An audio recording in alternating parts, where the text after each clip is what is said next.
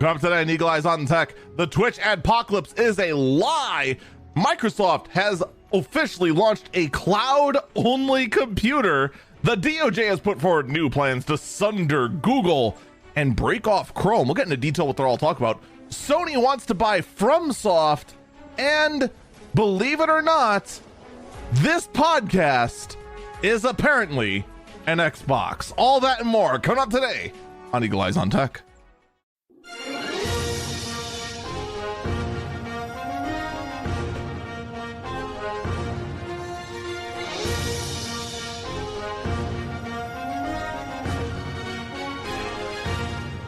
Good morning, good afternoon, good evening, or it's 2 a.m. Go to bed already. This Eagle Eyes on Tech guy. I'm Eagle Falcon. We got quite a bit to talk about. All the news today, all the news this week, all people have been talking about. I'm not even lying. What they want to do, their main focus, is in fact that the DOJ is going to break Chrome off from Google. That if that's all you took away from the tech news this week, my God, you are slow. We talked about that 3 weeks ago. I swear we talked about that before the election. But now apparently, like, that is all people want to talk about. Chrome might be breaking off from Google. Oh my God, Chrome might be breaking off from Google. Oh my God, Chrome might be breaking off from Google. I am blown away. I reported on this exact same thing. Who knows how long ago? Needless to say, prepping for a podcast this week definitely made me feel like I was taking crazy pills. This wasn't news, like, at all. There is, however, actual news that came in from the stories that led everyone to do this. Because here's the thing, right? There is news regarding the DOJ breaking up Google. It's just that everyone is being silly and focusing solely on the old news, which appears to be the bigger news. We're going to go ahead and get into all that later on.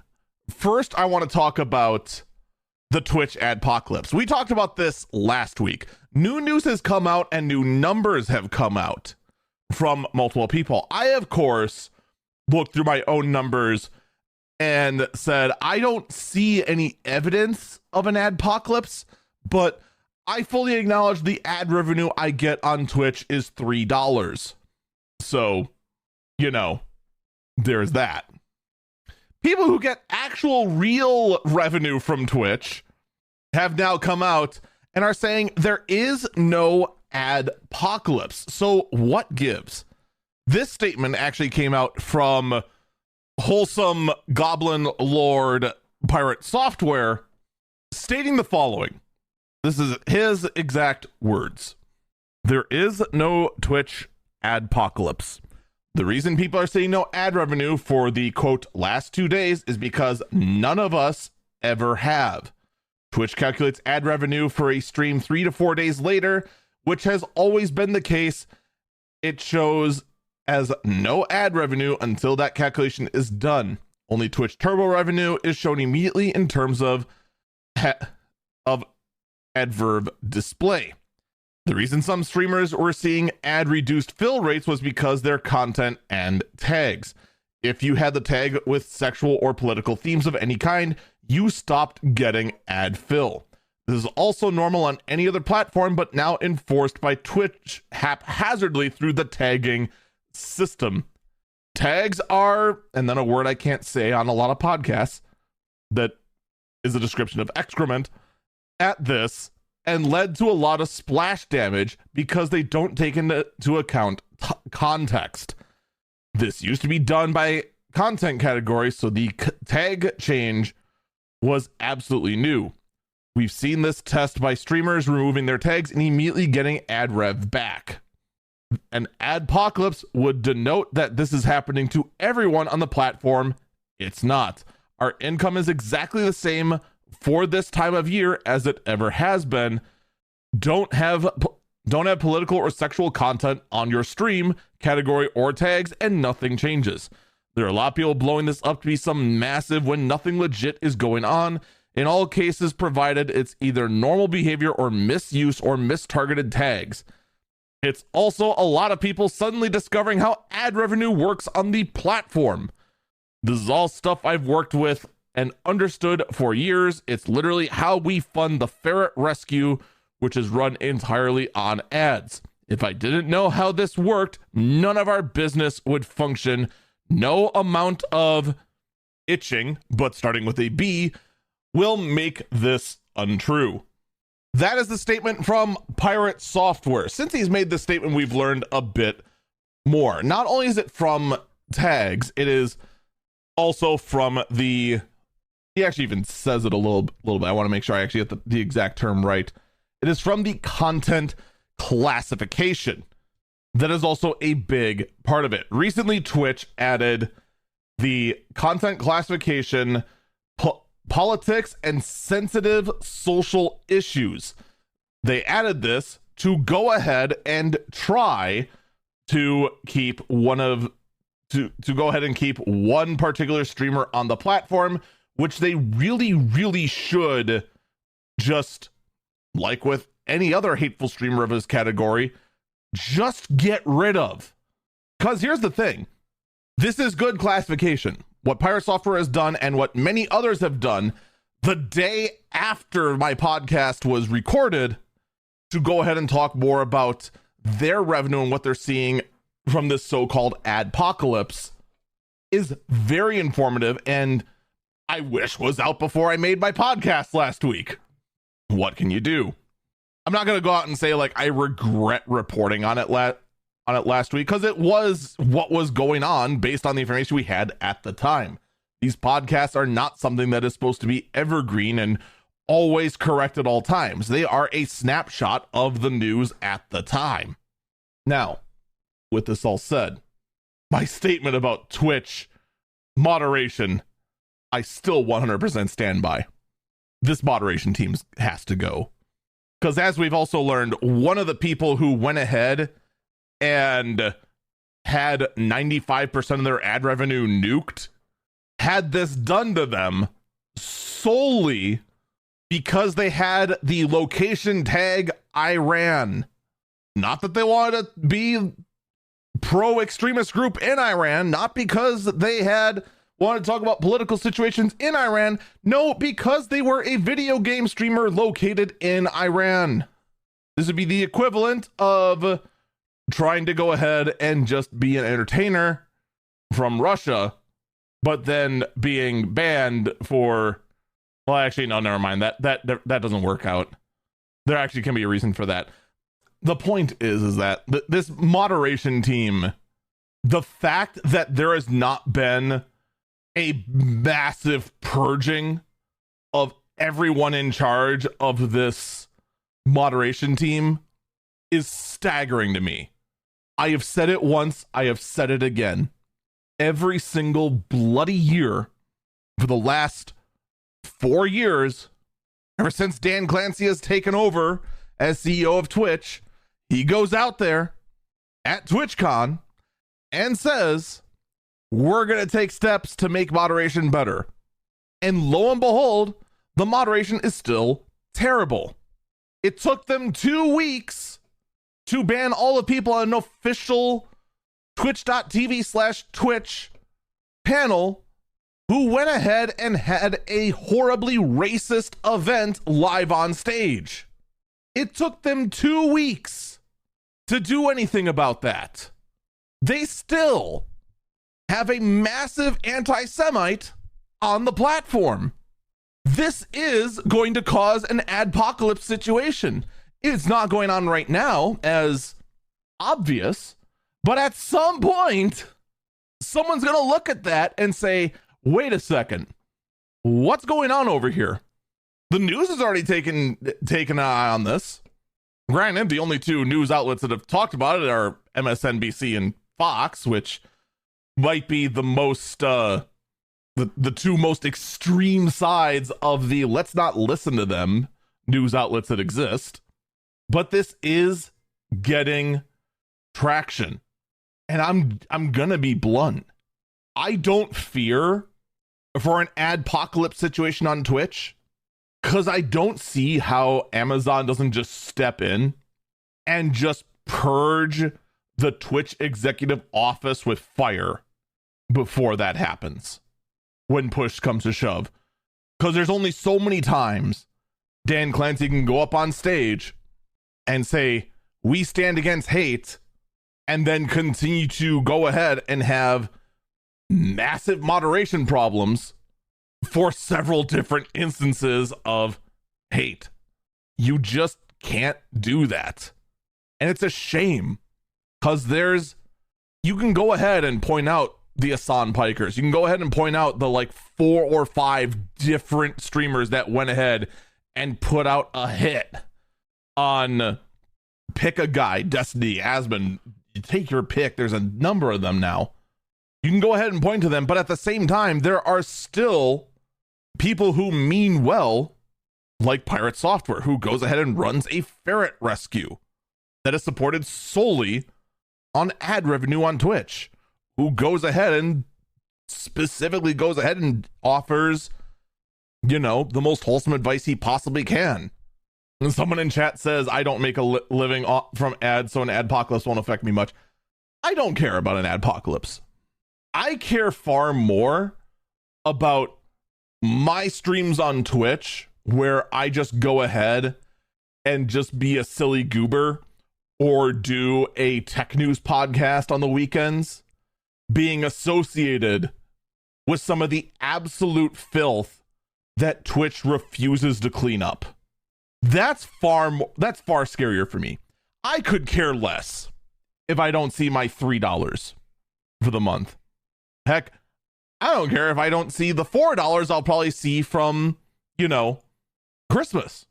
When we come up on December, ad revenue is going to go up. It always does. I'll probably see my ad revenue go from $3 to $4 that month. That's true. I care far more about the reputation. Because, if I go over to a family gathering, which we're coming up on Thanksgiving right now, and, I say, "Oh yeah," on the side, I go ahead and stream on Twitch. They're going to go, "Oh my God, I didn't know you were terrible like that. I heard about Asan. Oh man, you do that stuff too?" No! That is what I'm far more afraid of than anything. It's also why I strongly recommend streamers have a plan B. Because what if Amazon decides to clean house? They don't stop at the executive office. What if they decide to continue on and just shut the whole thing down, saying, "This isn't worth it, burn it all"? That is far scarier to me, and probably to a lot of streamers. I'm just saying, look, they let us simulcast stream to any other platform. YouTube's right there. I'm just saying, it's right there. Meanwhile, though, shifting gears wildly, Apple has confirmed there is a 0-day vulnerability affecting Mac OS. Oh boy.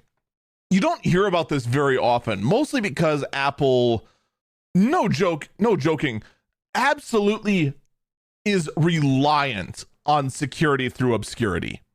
Like, anytime there is any kind of vulnerability, every single time, excuse me, I had to go check on something. I got a thing. Anyway, because every single time there is some kind of vulnerability on macOS or iOS, Apple tries to go out of their way to just not do anything about it at all. They just don't. They much prefer to take the sweep it under the rug approach. And for the most part, it usually ends up working for Apple, unfortunately. It just is what it is.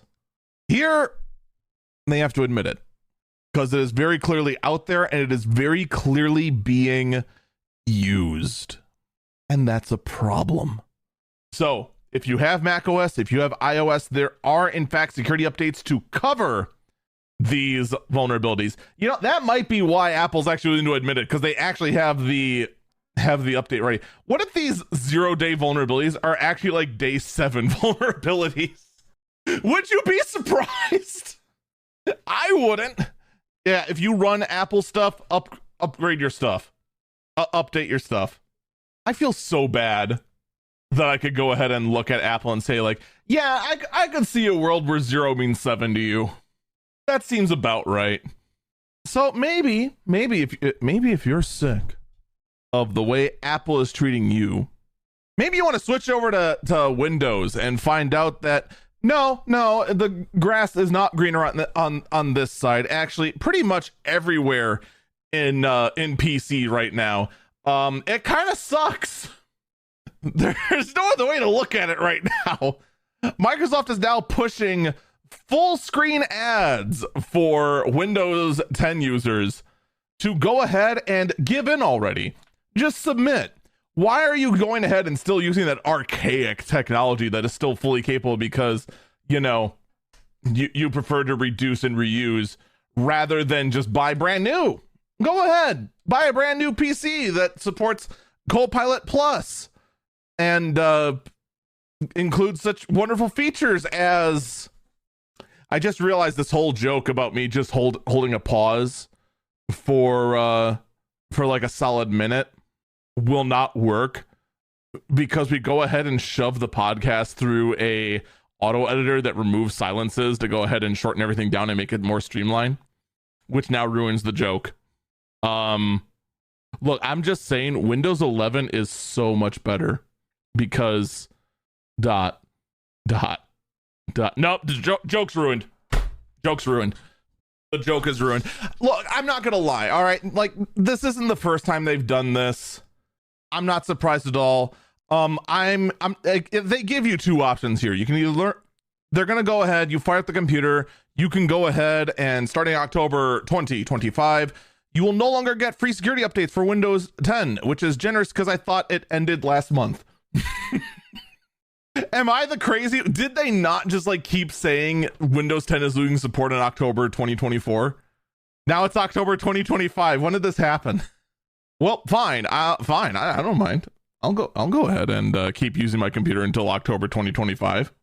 I'm not that way. I'll also say this. Microsoft, I don't care. Because we go ahead and say like Windows 11 satisfaction is the best in Windows history. First off, it's not. I am willing to bet if I go over to Google here, this is actually the first time I've ever actually read this thing, and it says like, oh my god, they're saying that Windows 11 satisfaction is the best in Windows history. Here's the problem. I can't. I tried Googling Windows satisfaction rating, and all I got was articles about home repair. Yeah. Here's the thing. I can't find any rating of how I cannot find any comparisons of Windows 10 versus Windows 11. Okay. According to Google's AI overview, which is the first thing that comes up, according to most recent data, Windows 10 generally has a higher satisfaction rating compared to Windows 11. Will you look at that? You've now won me over, my Google. I am now pro AI because you have given me one line of text that certifies my own personal bias. That's all it took. All right. Let's get back to serious. We're being too stupid. We are being far too stupid. Here's the point. All right. Regardless of what the AI says, regardless of whatever this, that, or the other thing says, here's the bottom line. All right. Windows 11 requires users to go ahead and use what they're calling using the 2.0 trusted platform module. All right. This puts a shocking number of computers that are still very capable by modern standards of running to just not. We are in economic times right now that are shaky at best. For Microsoft to go ahead and just say, embrace Windows 11, it's totally more satisfying, millions of people love it, you should just dump your old computer that can't run Windows 11 and just buy a new one that can, is insulting. It really is. All right. And I know I sound like some kind of holdout boomer. All right. Like this sounds like old man yells at cloud, which It's kind of funny considering some future topics we're going to have to talk about here regarding Windows 11. But what's the benefit of switching to Windows 11? I've used Windows 11. My laptop runs Windows 11. My frickin' work computer runs Windows 11. I don't like Windows 11. The menu feels unintuitive. The search is better, mind you. By default, I cannot. Your start button menu is in the middle, which is unintuitive. And first off, does anyone actually keep the start menu in the middle? Do you enjoy the more you open tabs, the more you open programs, seeing the start button change locations? Do you enjoy that? Like, it seems bizarre to me. It seems bizarre to me that in order to go ahead and to perform basic functions, to open up a list of what Microsoft thinks I'm going to use, have what I normally use commonly not be there, and then have to go to all apps to get it anyway, which is the world's tiniest button on a grid of icons. And granted, I acknowledge 100%. This sounds like man yells at cloud. This 100% just sounds like old man yells at cloud.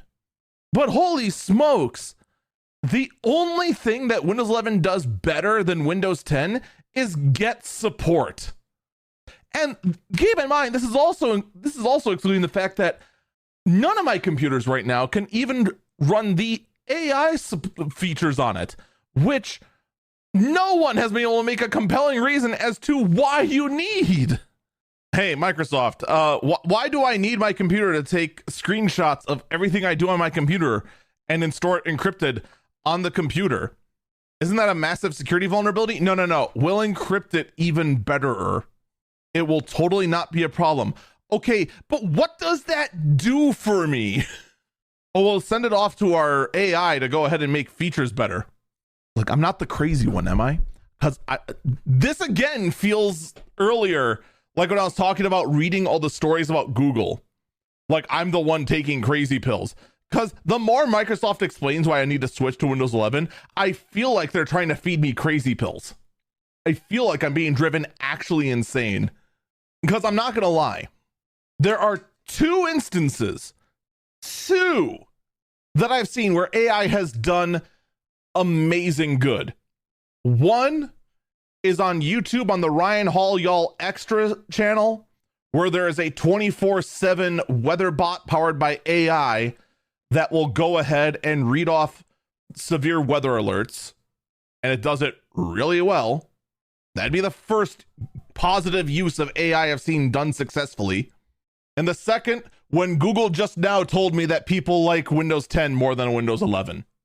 Beyond that, I have not seen AI actually go ahead and have a positive change on the world.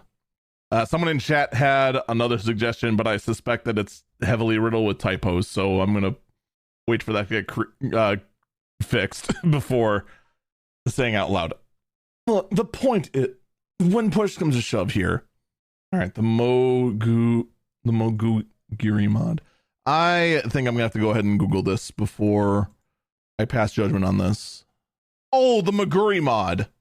Okay, the Moguri mod is a fan-made mod for Steam versions of Final Fantasy, specifically the Final Fantasy IX, that uses AI upscaling and works hand-on to remaster. The thing is that, like, that's not using generative AI, which is what we now refer to as AI. That's using an older form of AI that's more algorithmic. Like, I you know what, that's my fault for not putting the distinct difference between things like AI upscaling and generative AI. Because generative AI is what Microsoft wants to shove down our throats. Algorithmic, like AI upscaling, I really haven't had a problem with it. The only time I've really had a problem with AI upscaling for the most part was when NVIDIA goes ahead and tries to charge $100 more for a GPU that has no more performance, but supports their own flavor of AI upscaling. and tries to sell that as a performance increase when it's not. It's a software trick to go ahead and try to get you to pay more money. Like that I have a problem with because it's just blatant greed. So in any case, yeah, Windows 10, expect ads about Windows 11 on your computer. We should probably take a break here because we've been ranting for 30 minutes. And when we come back, I want to talk a bit more about some of the other Microsoft updates that are coming down the road, including the Microsoft Cloud PC. Oh yeah, it's just as useful as it sounds.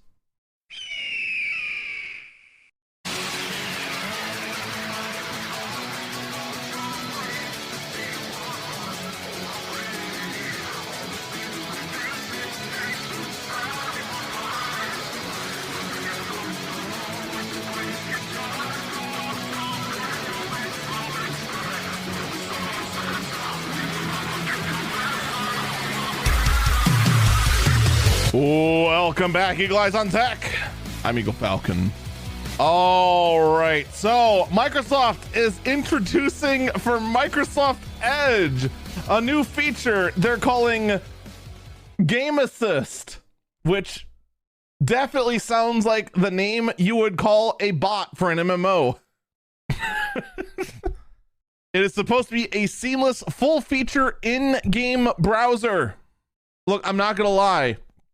After all the talk about Copilot Plus and the recall features and the ability of Microsoft to go ahead and just take rapid screenshots of your system and store them encryptedly on the PC, the fact that you're going to go ahead and inject a browser into my game, I'm not going to lie. No. Just no. Someone in chat said, Microsoft, cry my characters in DQ3 for me. Actually, real quick. Do you even, like, it is not hard to go ahead and just like do that. So here's the thing, right? Like Dragon Quest, like for the longest time, yeah, we're getting sidetracked and I have a very finite amount of time for today. I get that. Hear me out though. Like in the new DQ3 remake, did they go ahead and keep the did they go ahead and, I shouldn't say keep, did they add the ability for party members to follow like a basic sort of like AI or not you know what I mean? Because like you could go ahead and, since DQ4, make it so that party members could go ahead and be like, oh, I'll do all out offensive. Oh, I'll focus on defense. Oh, I'll try something different. I'll be a random silly Billy. Whee! Or I'll actually follow orders like a good person. Like you had those abilities. Did they add that to the DQ3 remake that just launched? Because if they did, all you gotta do is just make a keyboard macro that just hits left, right, and confirm. That's it. That's all you gotta do. Confirm's not gonna do much on the map. If it was old school, it'd bring up the menu, and then every so often while you're away, it'll talk at nothing. If it's old school, confirm will just go ahead and confirm the fight command, and then the AI will go ahead and take care of the rest. You just got to come back later on and make sure they go to an inn when the cleric runs out of MP. Actually, for that fact, it's called a cleric, right? In DQ3? Because I remember like way back in the day, it was called Pilgrim for your healer. It's called a priest. Okay. Also makes sense as well. What a weird censorship calling priest Pilgrim. The point is, no, Microsoft, I don't want Edge in my computer. Let me actually tell you a deep, dark secret, okay? Do you know what most people do if they're playing a Windows game and they really want to go ahead and look something up? There's two things they'll do. They'll either A, alt-tab over to the web browser and quickly look it up, assuming they're, live on a stream like I am, so that everyone can see what they're doing. Or this is going to drive you crazy, Microsoft, but hear me out. Okay. Did you know that people in this day and age have a very, very strange device called a phone? I know.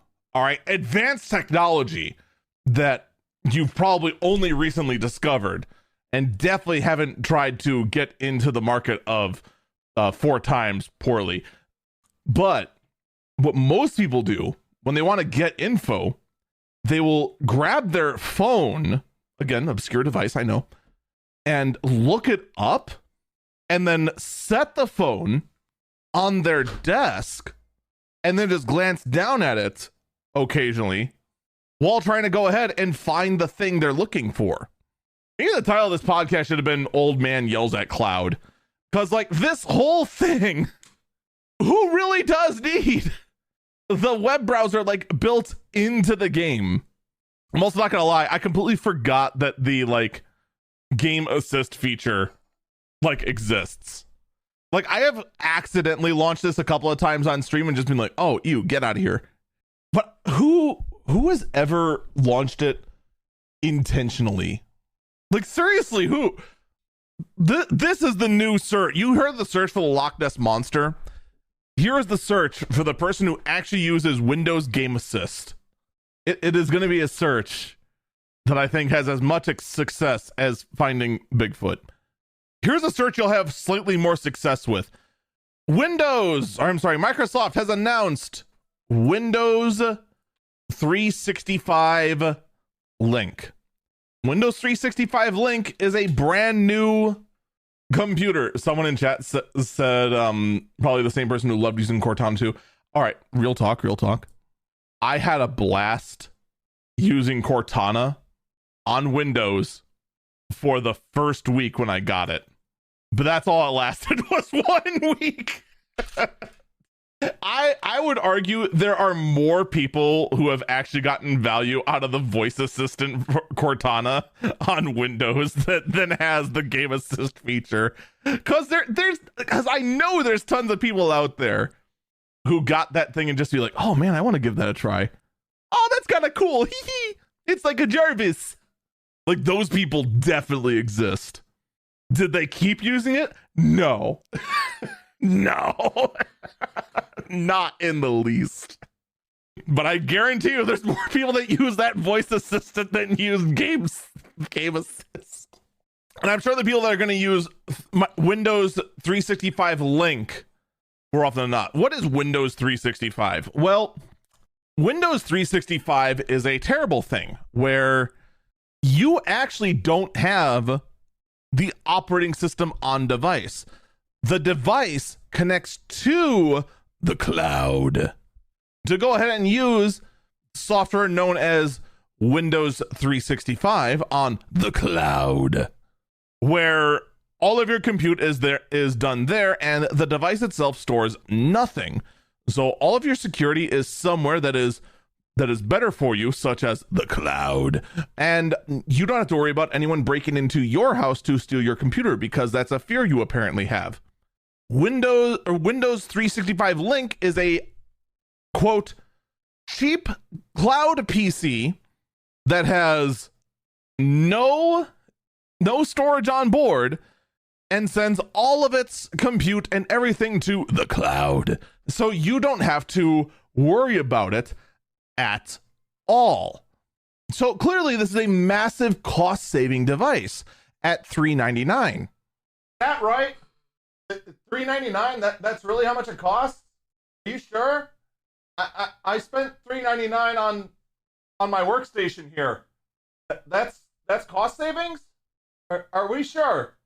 Yeah, I'm not even kidding. That's not a bit. It's gonna cost $399 for this Mac Mini looking thing that supports maybe 2 displays out. We see on the back USB-C, 2 USB-As, 1 display port, 1 HDMI, Ethernet, and a barrel jack. Let's pretend for a minute that you wanted super cheap compute without going to a scrapyard like I did, right? You want super, super cheap compute. Did you know the Mac Mini exists? Like, trust me, it kills me to go ahead and point out a Mac of all things as a budget option, but 50% more and the compute's right there, consuming the exact same amount of power of near zero. And you have to worry about there being any sort of security vulnerability on the cloud. Yeah, you only have 256 gigs of storage, but you can go ahead and fix that with the cloud if you really wanted to, or you can just go ahead and just have external storage. The sucker's the size of a router. Who is this for? Like, I don't want to sound like completely insane, but who is this cloud computing device for? Someone in chat asked the obvious question: what happens when the service goes away? That is a very good question. Now then, ignoring that question entirely, let's look up how much a Dell Ultra Thin costs. Oh, hey, look at that. About anywhere from $50 to $200 on the used market.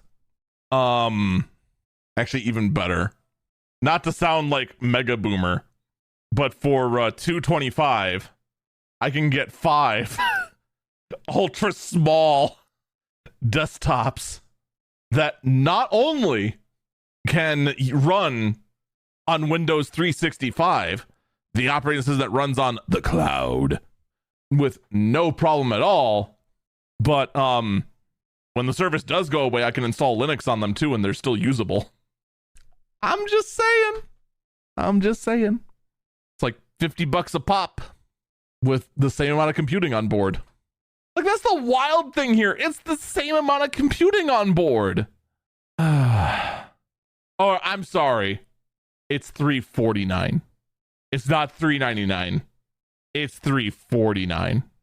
Available April next year. Look the F out.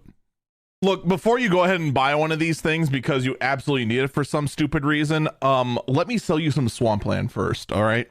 That's all I'm saying, because it's the same market. It is 100% the same market. Just SMH. It's just all I can think about. Meanwhile, though, there's going to be more integrated AI into Windows 11 search for search, and more nonsense being added to the taskbar that wasn't bloated enough already, and had way too much nonsense. Seriously, why does my taskbar have a recommended feed? Someone in chat says you have Swampland, Wisconsin. Of course I do. I live across the street from some. Okay, it's not actually swampland. It's classified as a wetlands. So technically, it's not a swamp, but still. Watch, that's now like the missing piece of evidence someone needs to try and figure out my exact location. Someone in chat says, and yet we have a golf course called the Bog. AI and search. I mean, you do what you want, Microsoft. I mean, what does it matter? I could protest the amount of integration of generative AI into Windows as much as I want, and you're clearly not going to listen. You're not listening to your customers. More and more of us power users are pondering more and more switching over to Linux. The thing stopping us now is the fact we learned we have another year to make that decision.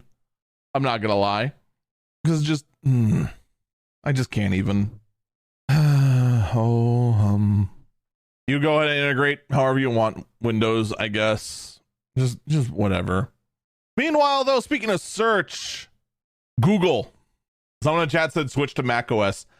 I actually gave it like decent thought, pondering if I could actually run my entire stream setup off a Mac Mini. And the unfortunate fact is I can't. Apple just doesn't have the kind of IO I need. The only device that does in the Mac lineup that does have the IO I want is the Mac Pro, and there's no way I am spending $8,000 for the base model of the Mac Pro to then spend another $100 to $200 in IO expansion cards to go ahead and power the whole stream, only to find out that in fact, no, the support for this, that, the other thing is nowhere close to what you thought. Get wrecked. So I know they're memeing like, oh, just use Mac OS, hurdy dirty dur. I did give it thought and determined, yeah, no, I need more ports. It's true. That is what it is. Anyway, regulators are looking to break up Google. Here is what they are looking at. The whole thing. No one's going to suggest Chrome OS. No one can run a stream on Chrome OS. It's just not there. No serious person would say Chrome OS. Google being broken up. The Department of Justice has pushed out a 23-page document filed on Wednesday for what should happen to Google. And of course, everyone is talking about Chrome. My God. Google could be forced to get rid of Chrome? Oh my God. I can't believe they do that. That's wild.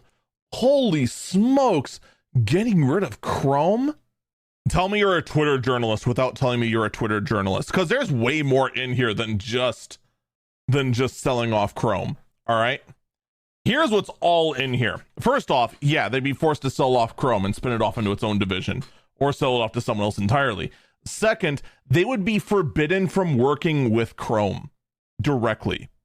So they couldn't just spin it off on its own, but then have like a whole bunch of talking and collaborating with Chrome with it. That would not be allowed. In addition, they would have to sell off Chrome OS as part of that as well. That would also have to be broken off. Part of that also would be the end of paying other vendors for using Google as the default search engine. This is one that you see the EU go after again and again and again and again. And like a lot of us kind of laughed at it because it's just like, what? You're going to have him use Bing? I don't want to use Bing. Bing sucks. Personally, I don't think anyone should pay anyone to go ahead and use to have their default search set to it. I think you should just use the best option. There is a lot here, and I do mean a lot. There will also be restrictions on Android as well as stated on here as far as the ban defaults. Google no longer push their own products inside of Android. Someone in chat says replace Google with Apple Intelligence as default. Honestly, it would not have surprised me at all if this doesn't go through, if Apple does that anyway. First off, because it's a cost-saving measure. Why spend millions of dollars to... Well, actually, no, you're getting millions of dollars. So it's actually a cost-saving measure. It's a cost loss. Right, what am I thinking? I'm being dumb as far as the flow of money goes. But in any case, it would not... billions, you're right. It would not surprise me at all if down the road, Apple feels their own Apple Intelligence search promoting that may be more profitable to them and go that route. Or use that as leverage to go ahead and get more with that. You know what? Actually, I withdraw my statement because for whatever reason, my first thought was that there's no way that Apple wouldn't replace Google's search engine. But no, they totally would. They would totally let Google stay if they paid enough. I can see them leveraging Apple Intelligence. We have to see first if this all goes through. Because keep in mind, the list of things that are going to be going through is massive. Because they're talking about fines. They're talking about a whole lot of unbinding of Google applications with Android. The actual splintering off of Chrome into its own entity. This all, however, needs to be agreed upon by this judge that's in charge, right? All of this needs to be determined by that.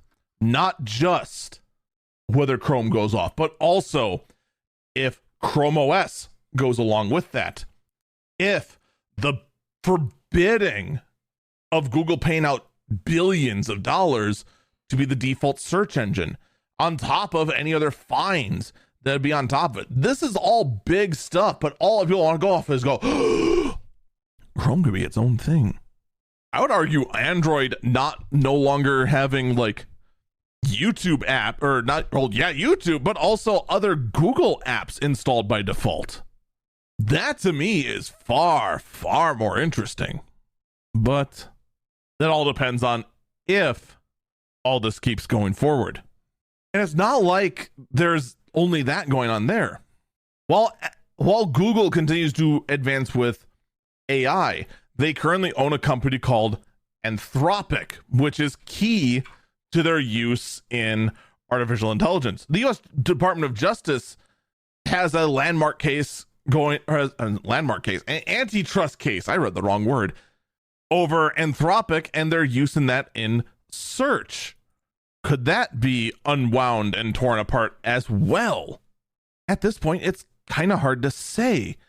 And then on top of that, you have the U.S. Consumer Finance Bureau now looking to regulate Apple Pay, Venmo, and many, many other methods of payment. There's even some talk that this could eventually spread into cryptocurrency and regulating crypto, which I hate to break it to you, crypto bros. We've seen how you operate yourselves. You need to be regulated. I know you hate it. I know you hate the thought. Oh, but we're decentralized. We're trying to be above the man. We don't want to be regulated by the government, man. We don't want to go ahead and do this, that, or the other thing, man. We're all out here about trying to complete freedom, man. All you've done is literally commit fraud with crypto. That is the thing that crypto is most plentiful for. It is committing fraud. And then also somehow tricking people into thinking that nothing has value. What's Bitcoin's price right now? I heard it's like really high. What in the what? How is Bitcoin's price up to $96,321.66 per coin? When did it happen? The election. It literally happened after the election day. All right, this is going to be... I don't have the time, unfortunately, to look into this today. This actually could be... So, all right, now I not only make a list of stories that I need to look into but didn't have time to today. Why did crypto skyrocket? This could be either because current incoming administration is saying they're going to be doing something for crypto and it's boosting its value, or it's a lot of fear buying. My suspicion is that it's a lot of fear buying, fearing that things are going to go bad and just feel that having their money in not cash is better. That's my initial suspicion. I have no idea, though. That is wild. Someone in chat said, wants to make US the crypto capital of the world. Who do they think they are? Venezuela? I'd have to look into the validity of it, because the unfortunate thing is that once you get into politics, there are far too many people out there that want to just go ahead and say so-and-so said a thing. And then that goes around and everyone just assumes it's the fact, and it's just like, that was never said. I need to go ahead and actually, I know people meme about this. I actually need to go ahead and do my own research. How the heck is crypto that high? That is wild. But this kind of brings me to a good point here. We're talking about what the Department of Justice plans on doing, what the Consumer Finance Protection Bureau says they're going to start doing now. Here's the problem. These current arms of the federal government are currently part of what is referred to as a lame duck administration. In fact, they have been part of a lame duck administration for the past, 5 months? 5 months we've known there's been a brand new administration going in, that there was no chance that these sitting people were going to be getting in. We knew, depending on the way the election went, that there was a chance these same people would get in if the election went a certain way. It did not go that way. We know these people are going to be on their way out, especially with the way that, early talks of what the administration is going to be doing as far as who's in charge of these various branches is going to be going. So not to get too political, but come mid and late January, when the new administration is in place and new heads of these departments are in, the way these cases move forward very well could change drastically. I don't know about the Consumer Finance Protection Bureau. I don't have a good read on the incoming administration's opinion on that. I imagine that in the case of the Department of Justice, moving forward with this, I imagine that's going to be relatively going in the same direction, but no one knows. I know I keep saying it, but right now, literally all we can do is wait and see. We're going to take a break here. When we come back, I want to talk about the future of NVIDIA and what things look like for their upcoming products. Don't go anywhere. We'll be back. Well, in the day, have a good time. Cool in the night, have a good time. That's what I keep on saying till I lose my mind. Feel like a man. Welcome back, Eagle Eyes on Tech. I'm Eagle Falcon. Perplexity, a brand new AI search engine, which is not brand new. I just keep forgetting it exists. Has a new feature. The search engine can now, in fact, buy products for you. Aren't you excited? Don't you want your shopping done for you by generative AI? Oh man, nothing good can come of this. I mean, what's the success rate now of AI in hallucinating?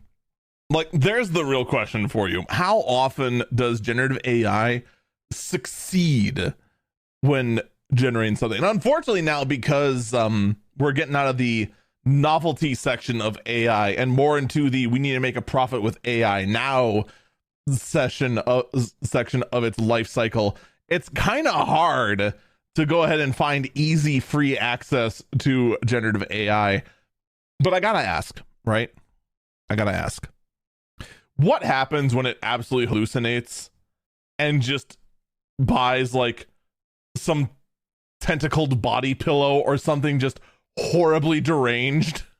Just something completely out there. It's like, I just wanted soap.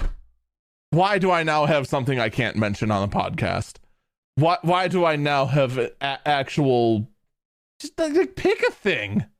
Like, again, you could just chalk this up to yet again, man yells at cloud. But like, I'm serious here. What do you do when the thing messes up? Chat is now just focused by the fact I mentioned the word tentacle and the word body pillow. That's just all they can think about now. Am I surprised? No. Am I disappointed? Yes. Meanwhile, though, speaking of the incoming administration, Zotac, Inno3D, and Manly, all three of them have one GPU maker, and that GPU maker is bailing out of the market. The concerns right now is that with HKE PC, that their company, which is based in Hong Kong, is in fact looking to relocate its headquarters so that they can try to continue making the next generation of GPUs while still avoiding these massive, I'll just call them what they are, the massive terrorists that are threatened to be put into place. Do I think that this is going to be a major concern? I don't know. I really don't know. Like, I don't want to get too political, but I do have a feeling that a lot of things they said they're going to do, I don't think they're going to do. Because the last time this administration was in, they did not do a lot of what they said they were going to do. Someone in chat tried to go ahead and find out if there's an old man yells at cloud podcast, and apparently there is. I've now got to go ahead and take a look at this. Yep, sure enough. Old men yell at cloud. It's on Spreaker. Also, holy cow, Spreaker is still around. Oh, Spreaker was bought by iHeart. No wonder they're still around. So yeah, we can already see some major changes happening in the GPU space. I'll be perfectly honest, though. I don't think it's going to affect anyone. So let's pretend for a minute. This may, in fact, hinder supply of the initial batch of 50 series GPUs. Quick, raise of hands. How many of you planned on buying a RTX 5090 for over $2,000? How many of you planned on buying an RTX 5080 for close to $1,000? How many of you planned on buying a 5070 for, we'll say, $700? 5060 for $400? Every single indicator we see for this 5000 series points to the cost going up. And the thing is that 5060 I just said, that's not even one of the expected GPUs. We're expecting 90s, 80s, 70 Ti's, and 70s. And I strongly suspect that the cheapest the GPU is going to be is $500. If there is a shortage initially, I don't think it's going to affect a whole lot, because most consumers are going to look at maybe just picking up a used one, picking up something cheaper. Because when your PC budget ends up being 80% GPU, it starts looking stupid. And before you go, Eagle, there's no way it's going to be that expensive. There's no freaking way. Why wouldn't it be? What, are you saying you're not going to buy it? You're not going to buy the $700 mid-range card? You're not going to buy the $2,000 high-end card? That's fine. You won't. That stupid AI startup down the street will. And in the end, we're stuck. This is now the unfortunate reality of the hierarchy in computer components. Just about every gaming PC, fortunately, is not going to require that much in graphics, because every single game needs to run on the older consoles of the Xbox series and the PlayStation 5. The main reason we don't worry about making sure everything looks good on something like on the PS5 Pro is because they got to go ahead and make sure it runs on the PS5 anyway, and the Xbox series. You're going to see more and more gaming laptops, to meet a price point, ship out 5060 cards and even 5050s. You're not going to see a 5070 or a 5080 on anything short of like the most expensive $5,000 laptop. And Nvidia doesn't care. They're going to charge whatever they want because they know they can go ahead and squeeze 10 grand out of that AI startup for a mid-range AI card. And because Nvidia can go ahead and still make better and better gaming GPUs, because they can make gaming GPUs that are good and keep improving, because the side effect of that is that they accidentally also make higher end AI cards on top of that, because the technology goes hand in hand. Well, guess what? That's it. They just go off. It almost doesn't matter whether the 50 series actually improves like the 40 series did, or if, oh, I'm sorry, no, the 40 series didn't improve, did it? The 30 series actually improved. The 40 series didn't. The 40 series literally was the one that was just algorithmic AI upscaling over the 30 series. It's been so long, I forgot. Will it actually be real improvements, or will it just be more upscaling? Hard to say now, isn't it? Here's the unfortunate truth. As we look at these cards, as we look at these Blackwell cards, we know that AMD does not expect to compete. We know AMD has set their targets lower, which also means they've set their integrated GPU targets now nowhere near as high. I know someone's memeing in the chat right now about AMD APUs are the future with their integrated GPUs. They're not. I'm not gonna lie though, I wish they were. I wish AMD would make a massive leap in improvements and actually have some serious GPU performance on their APUs. I would love for AMD to go ahead and put out a monster APU that actually could be on par with a game console. That'd be sick. Not only for just budget builders in general, but holy cow, could you imagine what a creative builder could do if all they had to worry about was a good SoC and then liquid cooling the thing? Ooh, that'd be interesting. Unfortunately, we see no hopes of this. So if Nvidia is going to go ahead and charge us an arm and a leg at CES when everything drops, and AMD is not expected to compete with Nvidia at the high end, what's the hope? The hope is Battle Mage. Intel is preparing their next generation Arc B580 Battle Mage GPU as the Arc A770's price is now dropping to $270. More and more of these GPUs have been getting better and better in the driver support, and I really do hope they do compete, because right now this is your only hope. This is your only hope for NVIDIA to actually take a real blow. It unfortunately really, really is. Now, unfortunately, we're not going to hear anything solid until, CES. That's pretty much the earliest we expect to hear anything involving the GPU space. Like, that's it. It's gonna be at CES, and then we just hope for the best. But maybe it won't be so bad. There's been a lot of hopes that in fact the AI bubble is close to popping, that maybe in fact companies are realizing that more and more people are realizing that generative AI doesn't provide much of value. So maybe investing in AI is stupid and a waste of money because no customer wants to pay for it. So maybe we should look at a different approach to all this, right? Right? Amazon invested $8 billion into Anthropic. Yeah.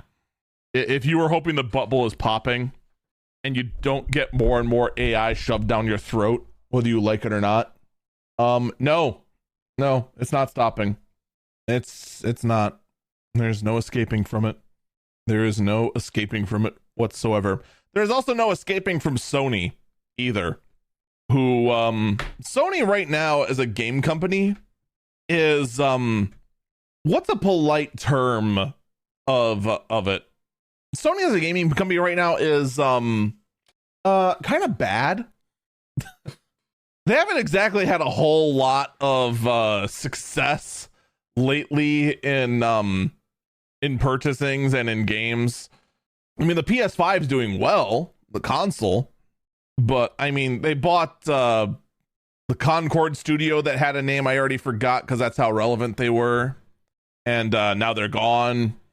They went ahead and tried to, get a whole bunch of other games out, and it just kind of fell flat. So what could Sony do in the game space that would grab everyone's attention, that would go ahead and signal that, we're here to play? Could Sony buy a studio that would get you to go, wait, what? They could. Sony is in talks to buy Kadokawa. How many of you know who Kadokawa is? Okay, I see. Interesting. Put your hands down. I can't see them. What's wrong with you?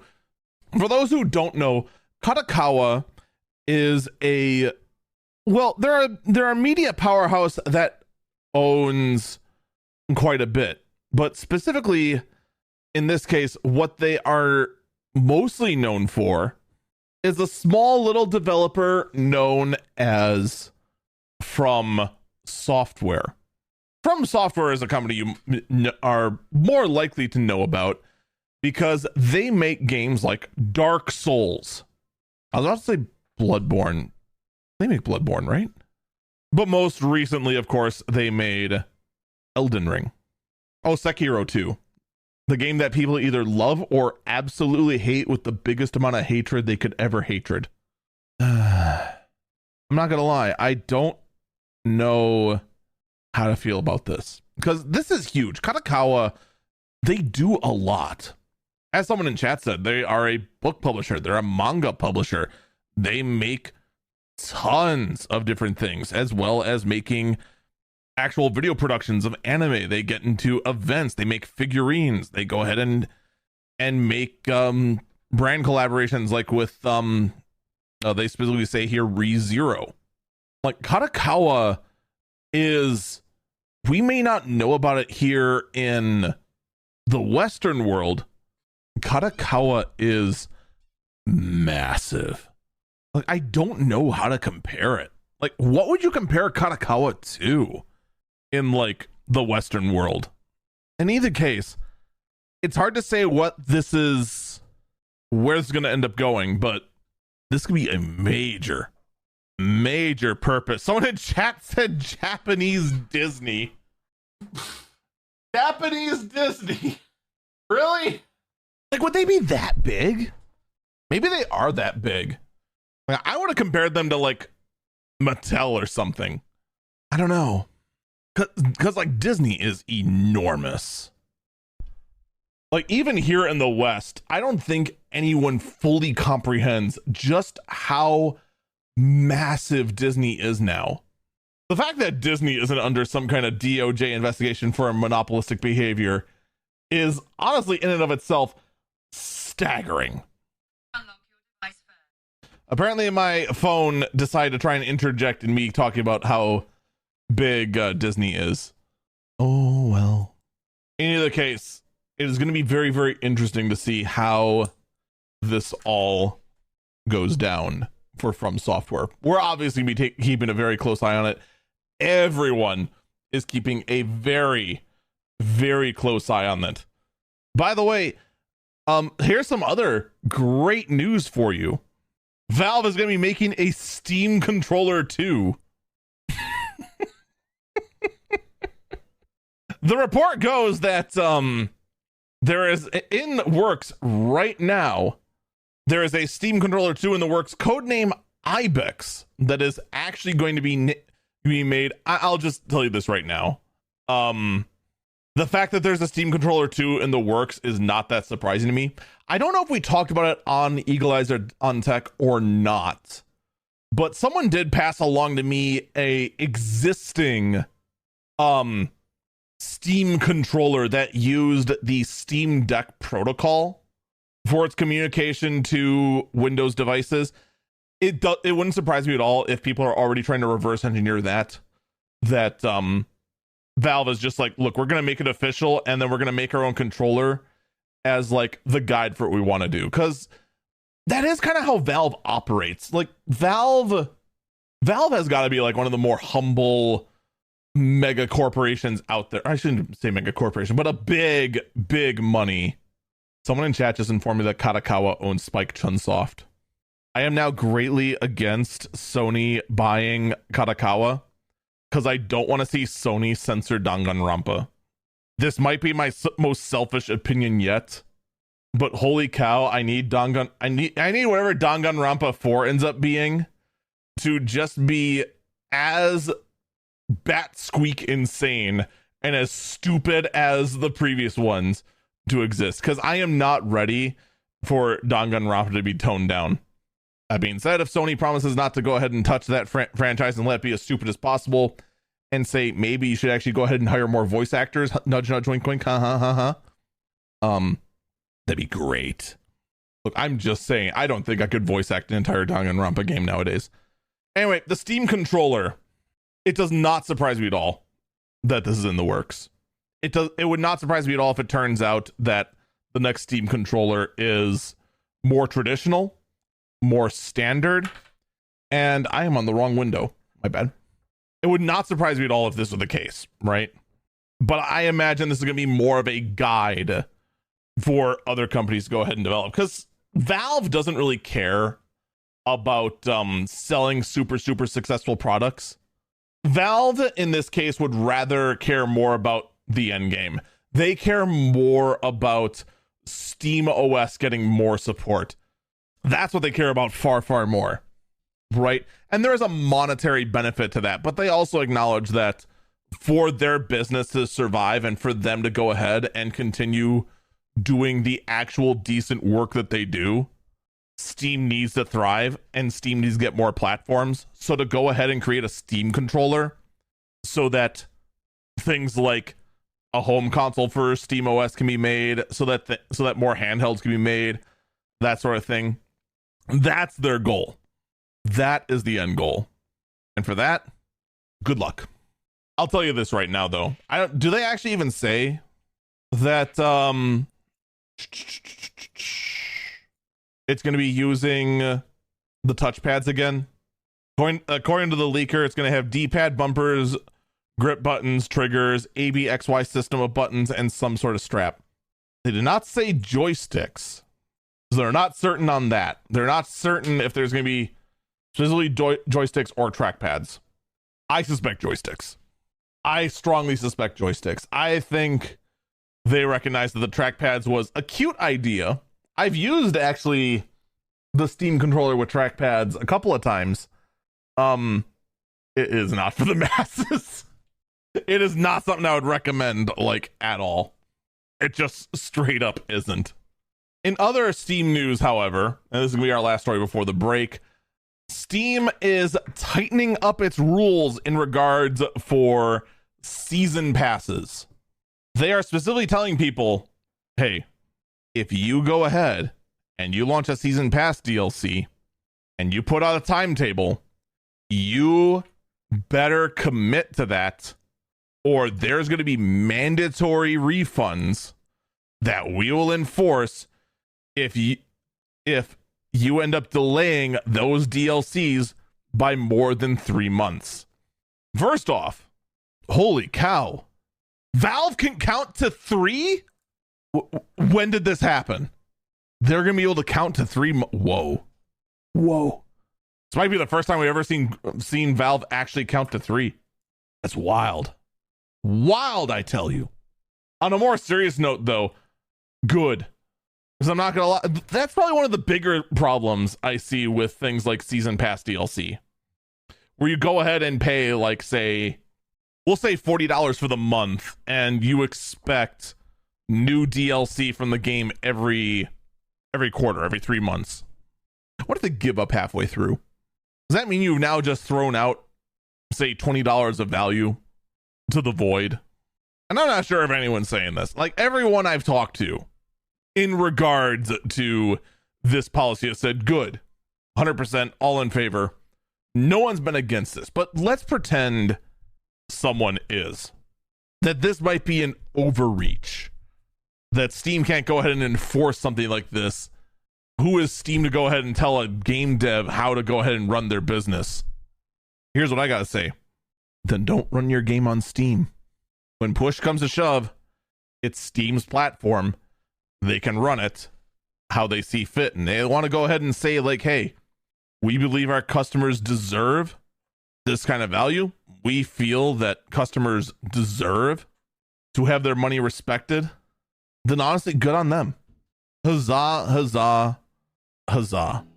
But I'm curious if other people are in favor of this or not. I'd actually love to hear some legitimate criticism of this. I want to hear both sides of a story. It's just in this case, I can't find anyone on the other side. I had to invent someone. We're going to take a break here. When we come back, I have a few other interesting stories, including how apparently this is an Xbox. Don't go anywhere. We'll be right back.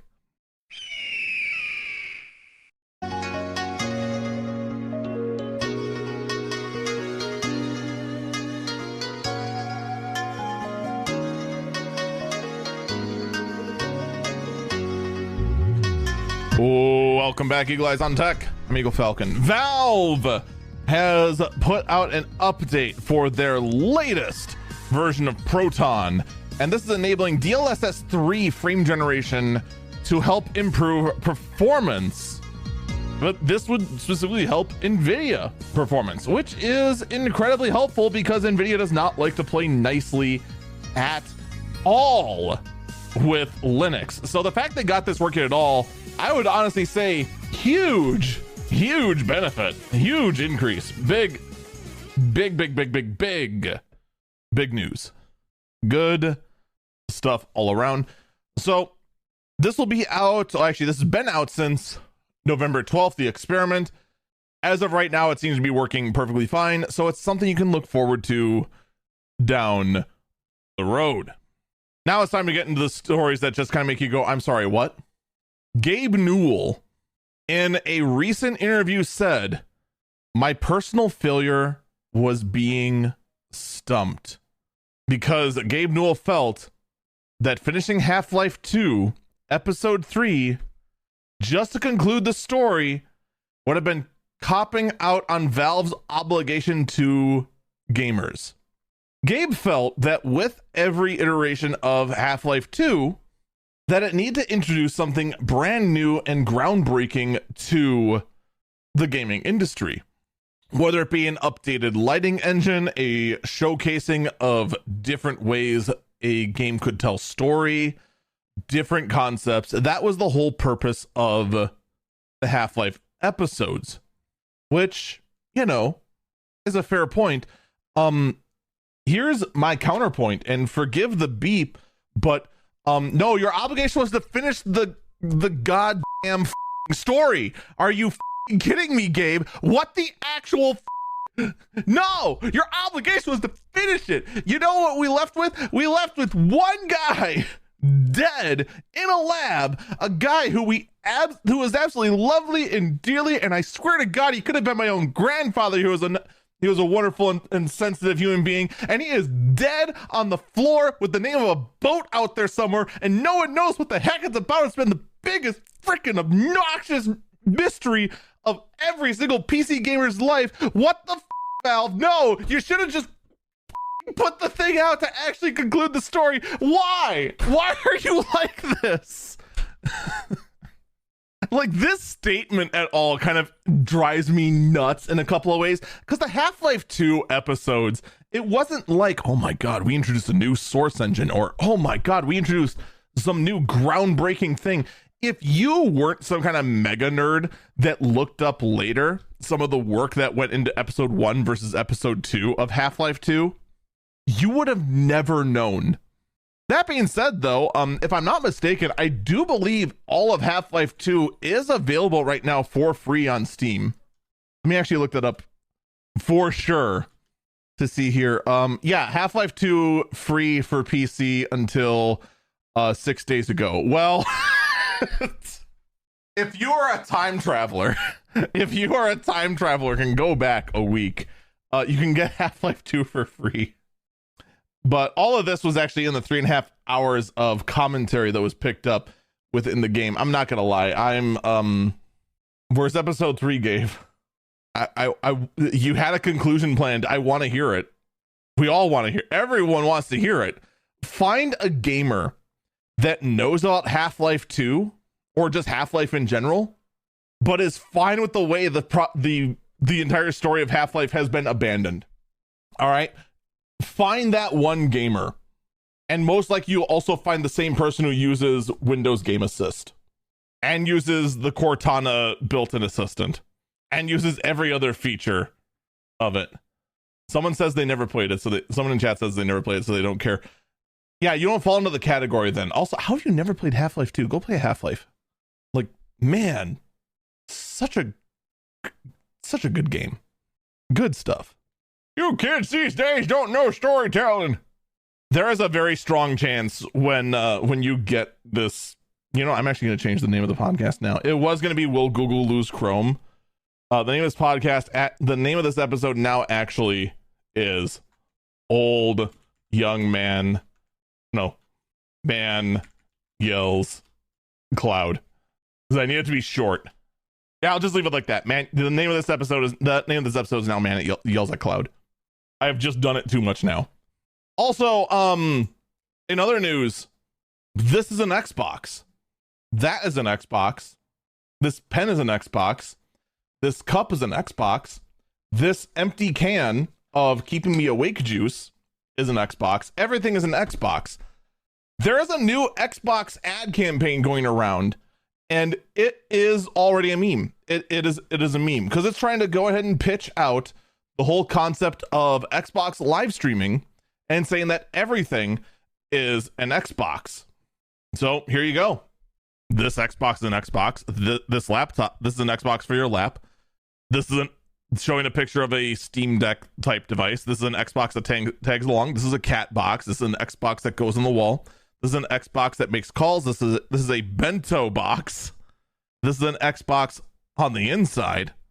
This is an Xbox that you wear, and then showing the Xbox Series S. This is an Xbox.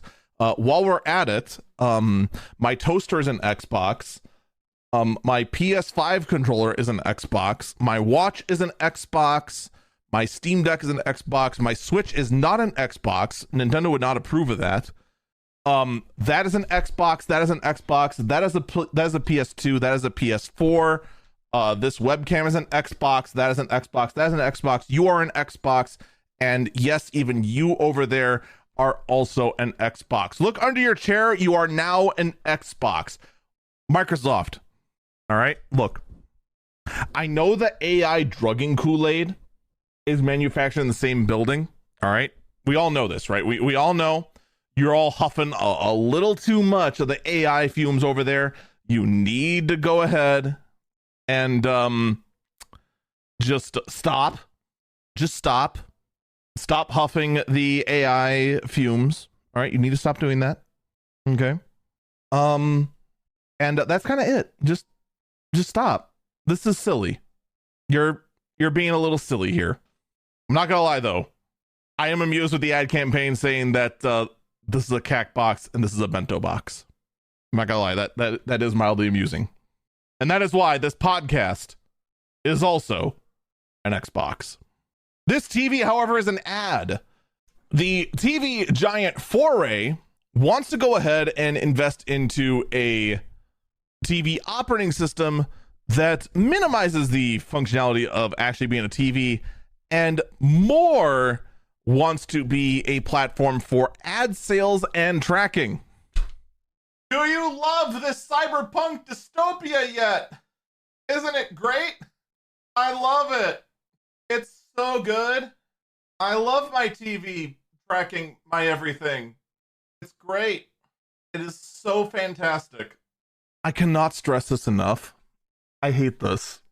I hate this so much. This is beyond stupid. Like, if I find any smart TVs running this, just know. I know it's going to sound like, oh, old man yells at cloud again. Oh, man, old man doesn't want some ads on his TV. No, I don't. Believe it or not. I think a many number of people of varying ages do not want more ads injected into their TV by the TV operating system. You are a freaking TV. Stop. Just stop. And finally, we get to the last burb, the last story of the day, the weirdest story of the week. Ladies and gentlemen, Casio has made a ring. Yes. Casio has made a ring that looks exactly like a Casio sports watch. And it also functions exactly like a Casio sports watch. You know, this isn't the dumbest thing I ever heard of. All right. This is pretty silly. I'm not going to lie. This is up there. This is up there with being silly and dumb. You know, wearing a watch on a ring on a finger. But here's my counterpoint to this, all right?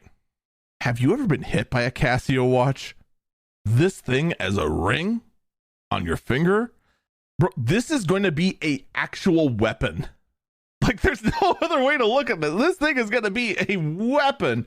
You punch someone with this on your finger, whew, it's going to sting. But man, there's going to be a massive imprint of a Casio watch on that guy's forehead, because he went ahead and called your watch ring really, really stupid looking. Folks, that is going to do it for this episode of Eagle Eyes on Tech. Thank you so much for watching. And I do encourage you to check out my other works, youtube.com/EagleFalcon and twitch.tv/EagleFalcon. Take care. And hopefully I'll see you then. Bye-bye. Oh yeah, I know a bunch of you were probably expecting me to talk about the Mr. Beast situation and the PR that is finally being spun about it. I am not done with my research yet. I'll be getting to it as soon as I have finished my research for it.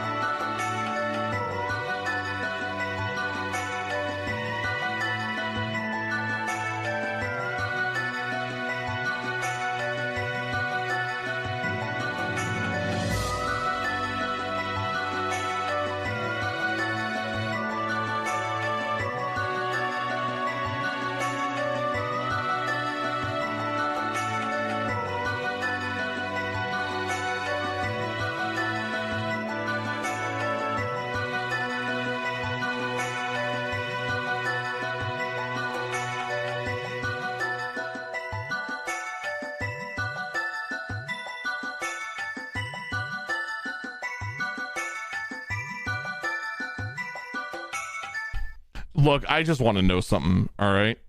You know, the Casio watch for a ring is nice and all, but hear me out, all right?